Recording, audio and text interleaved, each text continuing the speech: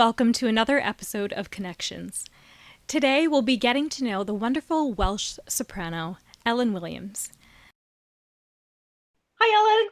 Hi, Natasha. Lovely to be speaking to you today. How are you?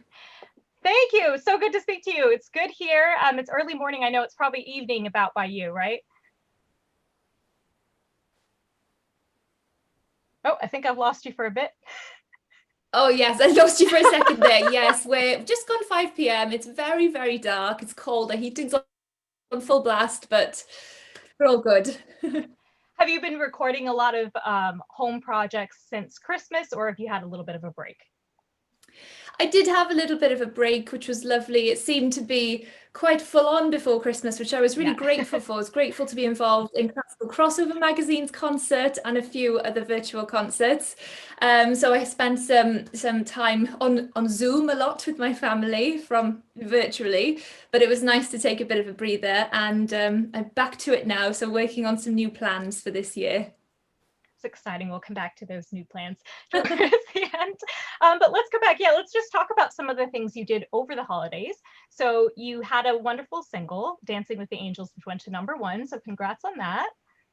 It did. Thank you very much. I mean, I wasn't expecting it to go into, top anything in the charts. I didn't even know how the charts really worked. I haven't put out any music for a long time. So that's my first single in a long time. And it did go straight into #1, which I was delighted about. And it was a single that we worked really hard on, and it kind of felt personal because I'd written the new lyrics and they were reflective over the past year and what we're still going through with the pandemic. So I was just chuffed to see it do so well. And that's based off, is it Siouxgan? I'm probably killing the, the pronunciation. No, that was very good. It's a very well-known Welsh lullaby called Siouxgan, and it's been sang by, so many artists, including all the great Welsh artists. So I'm sure Bryn Terfel has sang it, Aled Jones has sang it, Catherine Jenkins has sang it. And I love the melody. I grew up listening to this melody. I have a long background of folk music, and I've sang these songs all of my life. And so we were recording, Mark Thomas and I, who arranged the song, we were recording in his studio for his film and television library, actually, and working our way through some folk songs. And I just saw this one potentially working as a nice Christmas song and decided to write some new Christmassy and meaningful for the time lyrics to it.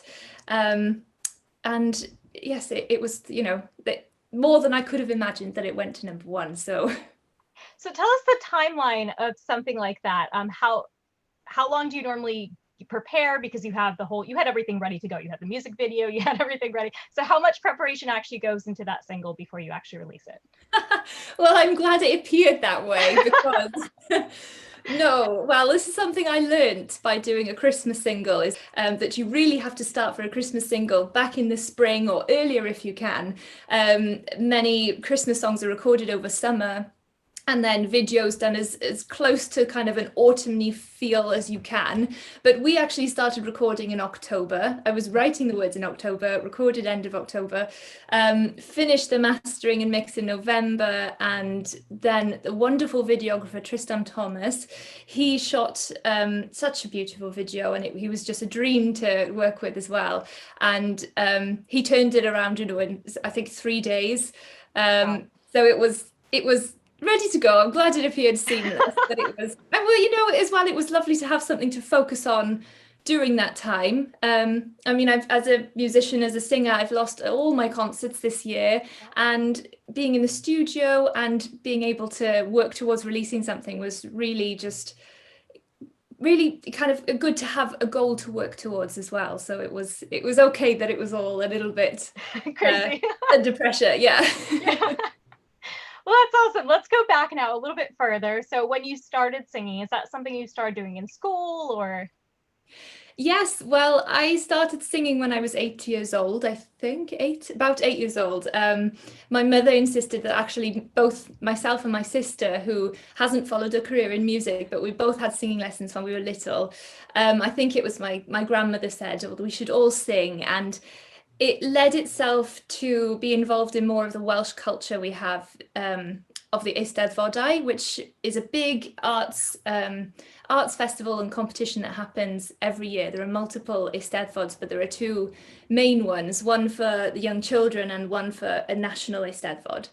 And so I competed in those every year, learning the new songs and new folk songs every year and developing my repertoire. So I was very grateful to be involved in such a a strong part of our heritage here in Wales of all my life, really. And then, of course, that obviously sparked some want to carry on in the singing profession. I actually went to university and studied languages before coming back to singing. Yes, but it has been useful, and I've been finding myself this year writing more in Italian and Spanish as well as English. So they're finally coming into use in a musical sense. Well, I'm sure actually, because you did opera as well, right?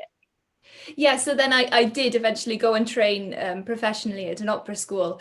And I was singing opera and operetta, Gilbert and Sullivan. I've been singing them since I left college a few years ago, up until this year. And it's actually the pandemic and everything kind of stopping that made me rethink where I wanted my musical career to continue. So it kind of led into more of a crossover style this year, and I'm really enjoying just exploring some new music. Oh, that's so interesting. So when did Athena, we've obviously done an interview, I'll link to it on top, lovely Natasha Hardy did with you guys about Athena. But so when you were doing that, you were still very much being a classical singer as a solo artist still. Yes, I kind of separated singing with the trio was kind of the crossover style, and then I was working classically and operatically myself. But the way things have been this year, sadly, I haven't seen the girls in so long, and I think Athena have had just a bit of a pause because we haven't been able to continue, rehearsals and meeting up and doing anything. So I didn't want to leave that kind of music go. I've always enjoyed singing the lighter kind of crossover repertoire and exploring new songs and making new songs crossover and seeing how they can sound classically. So that's where I found myself. So tell me a little bit. So obviously you've done some operatic roles. Would you say what's your actual voice type? Is it like a lyric soprano or a coloratura? I've been, well, that's the question, isn't it? I mean, yes, I think coaches and singing teachers along the way have always told me that I'm a lyric coloratura soprano. So it's the lighter roles, any of those characters that end in A. So you have Susanna, Pamina, Despina, all of the A roles, basically. And you did, I saw you did De Rosenkavalier, and I think you did Eugene. I cannot pronounce that one, but is that one a bit more like more of a rich vocal role, or is that still pretty light, the Eugene? Onegin. No, I actually sang in the chorus for Scottish opera for that as a soprano, and just watched in awe at the wonderful Natalia Romaniou, who's a Welsh soprano, but has it doesn't sound like a Welsh name, but she was brilliant. I mean, she sang that's a full lyric role. And I was just glad to watch her do her thing and sing in Scottish opera chorus at that point. Yes. Okay, got you. But do you feel like, I mean, I think people kind of associate classical crossover. Obviously, we have Andrea Bocelli and all these wonderful people, but we sort of used to have these old stars like Maria Lanza, Catherine Grayson, and they did a lot of like the operetta. So do you feel like you already kind of had that background from doing like Mabel and Pirates of Penzance and all that kind of stuff? Oh yes, I mean I'd love Gilbert and Sullivan. I had such a fun. I sang with them as a principal artist for 2 seasons, for 2 years, and that was really my first time exploring those roles. So I sang the role of Yum Yum in The Mikado and Mabel in Pirates of Penzance, Aline in The Sorcerer, which is slightly less known but a really fun operetta and a fun piece to act. And I had so much dialogue, which was something new to me at the time as well. So it was fun to explore more acting rather than just acting through singing. And they're such a wonderful company. So I really, the operetta and Gilbert and Sullivan will always be something I'll always return to. I'd love to hear you do the Poor Wandering one. We might have to do it for a contest. That'd be great. I'll go and practice those top E flats again. I think they haven't been out in a while, so. For sure. So what are some of the, when you were, obviously you started with Athena and singing it from there, but what are some of the other crossover artists? I guess Bryn Tervel has done kind of, he's been a classical person that's done a lot of crossovers. So who's kind of inspired you in that land? Well, so many. I mean, the crossover genre has kind of come into its own as something that's Mm. recognized globally now, and there are some wonderful artists out there. I mean, obviously you have all these such well-known names, Sarah Brightman, everyone who started the crossover genre, but being a part of all these virtual concerts over Christmas really kind of opened my eyes to how many wonderful singers there are out there doing this genre, and such kind of interest in the pieces that they choose Yeah. that you think, oh, that really worked. So there's a lot of it going on at the moment. I mean, yes, Bryn Terfel has sang on the biggest opera stages of the world, but he will always come back to sing I guess Welsh folk songs, as well as many other crossover kind of pieces. I was fortunate to sing at Bryn's wedding Oh, wow. That's incredible. last year. We're in 21 now, the year before. And that was, a huge honor to me. And I was one of the concerts I sadly had to cancel this past year was supposed to be singing in St. David's Hall with Oh. the Orchestra of Welsh National Opera and Bryn again. So it's a shame not to have been able to do that. But also somebody very important who kind of introduced me to crossovers was Rhydian Roberts. You probably remember him from the X Factor, but Yes. I was his warm-up act in 2015, I think, when he did his UK tour. And at the time, I had my first EP out, Skylark, and it's been a long gap since I put anything out in between that 2014 CD, I think, and now. But I had such a great time on that tour. We sang pieces from Phantom of the Opera. I fell in love with Christine, and I wouldn't rule out ever singing Christine. I think I love the role.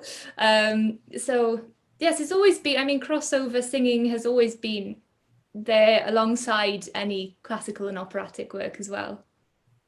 So tell us about some of the amazing things you've done as a solo artist. You got to perform at the Millennium Stadium and then also at Royal Albert Hall, right? Which just looks like a dream to sing there. Yes, it was. I mean, that day I'd built it up in my head and I was nervous and I didn't know what to expect. And I think all the way traveling down to London from Wales, I was a little bit on edge and apprehensive about what to expect because you see the pictures and it's so grand. And I'd been in the hall to watch performances, but never from that side. And when you see the photographs online from that side, the hall looks so grandiose and big. But actually, when I walked on the stage, those nerves just fell aside and I thought, wow, this is such a beautiful, beautiful hall. And yes, the same with St. David's Hall is on my doorstep here in Cardiff, and I've been fortunate to sing there many times. And also in Wales, we have, yes, the Wales Millennium Centre, which is such a fantastic building. The woodwork inside is so beautiful. And also there's the Brangwyn Hall in Swansea, which is also a prestigious hall we have just on our doorstep here. So there's a few very close to home, and I always feel at home singing in them. And do you have like a favorite as in terms of just what it feels like to sing, like singing in churches or something that kind of when you sing them, I know some have a lot of reverberance and it feels really great. So what's kind of your favorite venue to perform where it just feels good to sing? Yeah, it depends on the repertoire. I think in Okay. a church, if you're singing an oratorio piece or some Baroque music, you can really lean into the notes and find the overtones and harmonies in the notes themselves. And I think that's really beautiful. And I would probably adapt my way to sing maybe in a church if I see it as an opportunity to sing that way. Yeah. But actually, in terms of my favorite hall, it probably is St. David's Hall, because when you're on that stage, it just there's a resonant sweet spot in the middle of the stage that your voice will just carry through the whole hall, and it's a really lovely place to sing. So how do you prepare for a role? You've had several opera roles under your belt. When you come to it, do you read through the text first, or is it kind of like rhythm? I know some singers don't listen to other people singing it. How do you prepare? I will probably listen to it first. I'll get a recording that I like with a soprano that I like, and a leading tenor that I'd like as well. Because you most of the time you're listening to the duets or the love duets in the scenes, aren't you? So, I'd probably get a good recording, put it on my phone so that I have my headphones wherever I'm going, or I can plug it in the car and always be listening to it. And in terms of the score work, I'll take a highlighter, I'll translate every passage, every phrase I sing, and also everything that's sang to me, so that I understand everything that's going on. And then only after all that's done, I probably will start to sing it through lightly. I think I don't necessarily sing it at pitch straight away. I think I'd get the melody and maybe sing it down the octave when I'm learning whatever the language is. It's just, it's a long process actually. Step by step. Yeah. I don't think people necessarily realize how much work that goes into that. So when you were studying languages, then what languages did you take? Does that kind of help with that prep work? Well, I wish I studied Italian, but I did modules in Italian and modules in German, but my majors were Spanish and French. Oh, lovely. Okay. So the French has been very useful. I've sang a lot of French opera and arias in concerts as always. I mean, Juliet's Waltz is always a favorite in any gala concert. And then Italian, I wish I'd studied more, but I did spend a summer in Italy studying the role of Zerlina in Don Giovanni, and we had Italian lessons and it was very helpful. So it's something you have to keep working at though as well. And I know that I should do more of it. I think there's a wonderful app, isn't there, Duolingo, which I need to be on more often. Yeah, I feel you. We all should do that. I think French is my worst language, but so tell us also, you went to your university, but then did you also do like the young artist programs and that sort of thing after you'd finished? I haven't done a young artist program as such. I've done kind of young artist training in summer programs and that sort of thing. I've been fortunate to have contracts since leaving university or leaving college, but the time spent sort of training and doing the young artist training is really valuable as well, and it was a huge help to bridge the gap between going from a conservatoire to doing a professional role and being paid for it.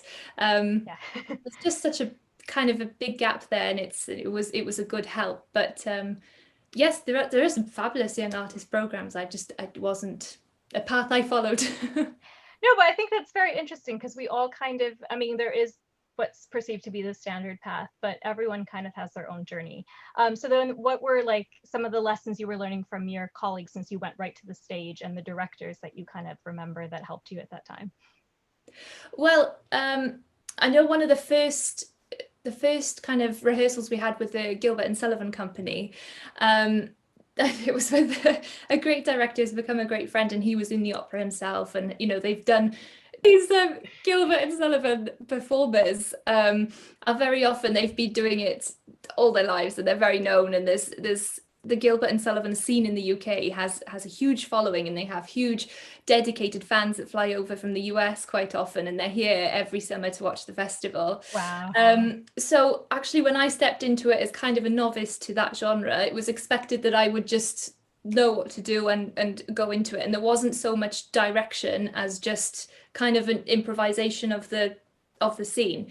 So I did kind of home in on what other directors have told me, or my training in college, what they'd taught me, just to have a feel of how to begin and how to start. I think once you get into it, then you kind of fall into it naturally, and it comes more naturally. But it's good at the beginning to have some training to fall back on.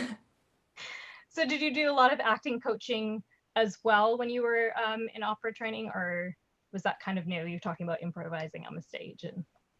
Yeah, we did. Well, I did one summer school program at Dartington Summer School, and what was I doing? I was singing in Purcell's King Arthur, the role of Venus, she has the lovely aria Fairest Isle. But I was also playing the role of Philadel, which is a very Shakespearean character, and the text is very Shakespearean. And it was something that I had no idea how to read, how to say aloud, how to act it convincingly. So yeah, that was a good training. It's not something I've actually used since then, but who knows, maybe maybe I'll use it one day. It'll come back. You never know. We'll Yeah, do a virtual big Shakespeare and opera arias. I'll be right there. I'd actually love to do it. I don't know if you've seen, Broadway has this thing called miscast, and they all kind of sing songs that's wrong for their Bach or, whatever. So I think that would be Yeah. so fun with classical music too. Yes. Yeah, absolutely. So tell us now more about your plans going forward. So obviously you had this wonderful success with your first single. So what have you got planned now going into this unfortunate second lockdown? Yes, well, at the moment, my head is completely in the genre of classical crossover, and it's where Okay. my heart is at the moment. I love singing this kind of music. So, I am working on an album, which is a long process. I'm hoping that'll develop later in the year, but with the lockdowns, it all depends, isn't it? Yeah. There's a couple of singles I'd like to put out along the road. I've been working towards one of them today, laying some guide vocals, and they will be recorded, I think, from home and then mixed elsewhere and put together by everybody virtually. So there's ways we could get around the lockdown. So I'm trying to carry on without leaving my house, and I do hope to have another single that. Well, definitely for St. David's Day this year, which is the 1st of March. Um, and it would be lovely to just put something out, something Welsh, something that means a lot to me, and I'm sure the nation. And yes, just keeping my fingers crossed that all these plans happen. I'm sorry I can't say more about the Yeah. songs or the dates because I mean everything is up in the air and it may all change, but I'm hopeful and positive, and yeah, hopefully it'll all work out fine. Well, we'll keep tuned. We're very excited to hear when that comes out. Let us know for sure. And let's talk a little bit about Skylark, because I didn't realize that you had that EP going on, and I actually went to buy your Christmas single, and I was like, oh, check this out. So I've been Oh, listening to that a bit. So tell us when you recorded that, and kind of about the repertoire on that. yeah, well, Skylark was recorded what feels like so long ago. I mean, as a young soprano, your voice changes so much Hmm. during, in your 20s. Um, and I have listened back and I think, oh, I sound so young and sweet. And I'm still proud of the EP and the songs I recorded, and they were lovely pieces at the time. I mean, that came together. It was kind of a reflection of my upbringing again. They were kind of Celtic crossover, Celtic folky songs. One of which had text from the old Welsh scriptures. And another was, I think it was a Welsh pop song in there. And Skylark was an original song, but Yeah, but it I thought it would be the old Skylark, and I was like, oh, oh okay. right. No, it was much sweeter idea, Yeah. and it was yeah, it was. I mean, it still has that Celtic feel in it. I think I wrote those words based on where I grew up. There was a lovely kind of common area, very open, expansive fields, and I used to walk my dogs up there with my parents. Sorry, my voice. Up there with my parents, and I'd always hear the skylark singing, so that was Oh, that's representative of lovely. what I heard and remembered from then. I think it's interesting because obviously no one likes going back and listening to themselves when they were younger, right? It's not like, it's very rarely a good surprise. But when you go back, you find like it's almost like you come full circle. When you're young, sometimes you have these ideas of music, and then you go off and you learn all these wonderful things, and then you kind of come back to some of those old favorites. And like you said, the Celtic influence, it's kind of always been there for you, and now it's something you Yeah. can bring to your crossover, which is great. Yes. I mean, I'd love to go back, and one of the songs on the CD is still one of my favorites to sing in concerts, called Sleep Song. And it's such a beautiful, just simple Irish melody. And I'd love to maybe re-record it one day. And I feel like I could bring different qualities out of the Oh yeah. song now. I mean, I'm not saying that I do kind of, I know what you mean about you go back and you listen to yourself as a younger singer and you think, oh gosh, but I just sound younger, and I think you have to accept what you were Yeah, at the time, exactly. don't you? So, but there were pieces on there I'd love to kind of revisit, I think. Yeah, I think, I mean, definitely you can approach them in a totally different way, and you see and hear things in it that you didn't do before. But Yeah. it sounded wonderful to me. But like, Oh, I know thank where you're you coming so from, but much. for me it sounded gorgeous. But I mean, it's also even, orchestrations and technology has moved on such a Yeah. lot in the past 5 years as well. So there's wonderful things you could bring out of tracks now, and even the mastering, everything has developed a lot since in the last 5 years. So that's also interesting that you were already writing at that point. When did you actually start writing? Oh, at that point, I mean, Okay. Okay. my producer at the time was very worried that this one song that I had a melody for, but I didn't have the words yet, that it wasn't going to be ready in time. And I remember a string of emails from her saying, right, we need to move on, choose a different song. It's not going to happen. And I was adamant I wanted to get this story and the words and everything. So at that point. So how did you finally decide to write? Because I've been like I've always been avoiding it, and then I've come up with some ideas. So I'm interested to hear like what was the thing that finally just you were like, okay, I want to write this now. Well, I'm not sure like Skylark would count because I was kind of encouraged to do that, whereas I Okay. didn't choose to do it. Whereas with Dancing with the Angels and some of the other pieces I'm working on now, I've chosen to do it, and I feel like I can do it because I guess at that point with Dancing with the Angels, I felt like I had something I wanted to say, I had something I wanted to write about, and um, not to look back or be too depressing now, but I think everything with the pandemic was getting on top of a lot of people. I found myself watching the news and wanting to switch off, and we were approaching Christmas, and I found myself really feeling for everybody who will have lost a loved one this year, or would be suffering, or had family friends in hospital at the time, and just wanted to write something to offer some comfort, really. I mean, it's all I've been able to do this year. Felt quite helpless.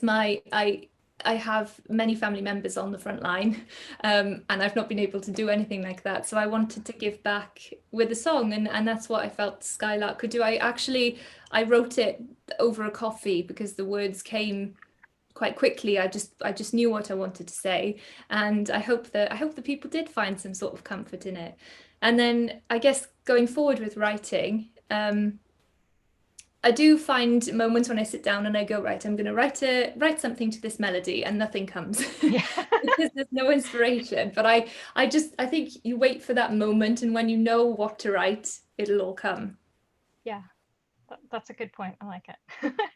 So tell us, we actually have an exciting thing that Ellen has agreed to do a little mini concert for us, and that'll be coming up. We're very excited. Yes, well, thank you so much. I'd be delighted to do it, and I'm really looking forward to putting it all together. And I don't think we've confirmed the date. I think we said We sometime in. haven't even yet. Yeah. So this is very fresh. We're putting this out there, but yeah, we're very excited. Something new we'll want to do in addition to the big concerts is just really focus on special artists that we think have a lot of potential. And I remember, Ellen, you told me you were wanting to focus more on as a solo artist, and you did so beautifully at the Christmas concert. So we're excited to see what you come up with. Oh, well, thank you so much. Yes, exactly. I'm trying to put myself out there more as a solo artist. So thank you. I'm delighted to do it. And then we have the singles coming out for you. How about like any collaborations you're going to do online? Anything else? Well, I mean, I wouldn't be against it. Let's Okay. see what happens, I guess. I don't have any plans at the moment, but if anybody wants to sing with me, I'm always happy. Anybody who sees this fancies doing a duet with a lyric or a soprano, then I'd be very happy to. What's that lovely duet from? Is it La Boheme? I'm trying to think of it. There It's is a a couple. very beautiful duet in La Boheme. Yeah, we need somebody to. I can't think of the name of it right now, but I remember we used to do it all the time in college. That'd be great to hear you do.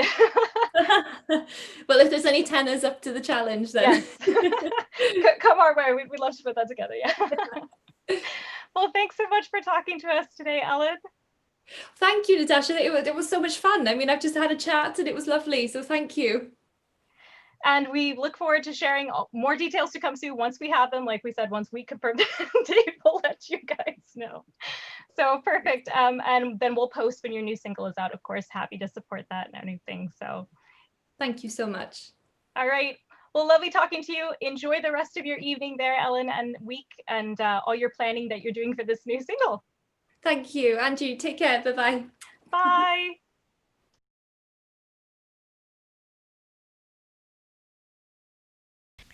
We hope you enjoyed today's episode. It was a real pleasure to speak with Ellen, and we're very excited to share with you those details about her upcoming mini spotlight concert. We'll be planning to do a few more of these in Classical Crossover Magazine, and we know you're going to enjoy it. She's a wonderful artist, so stay tuned. Also, if you haven't already, please subscribe to this channel. We are going to be focusing our interviews and our concerts right here on YouTube, just because most artists have been having some issues with Facebook muting a lot of content. And right now, YouTube just has a better system built in to handle copyrights and disputes and that sort of thing. So please join us if you haven't already. Go ahead and subscribe and then ring the bell so you can get notified when we have new content for you. We're going to try and keep this time as much as possible, the 4 p.m. Eastern Standard Time, which is about 9 p.m. GMT. And if you haven't already, please join us over on Patreon. Classical Crossover Magazine is a labor of love, but we do need to pay for our hosting and different services, so we really appreciate the patrons we already have, and we hope that some of you will consider coming over and getting to have early access and behind-the-scenes content to these interviews and concerts.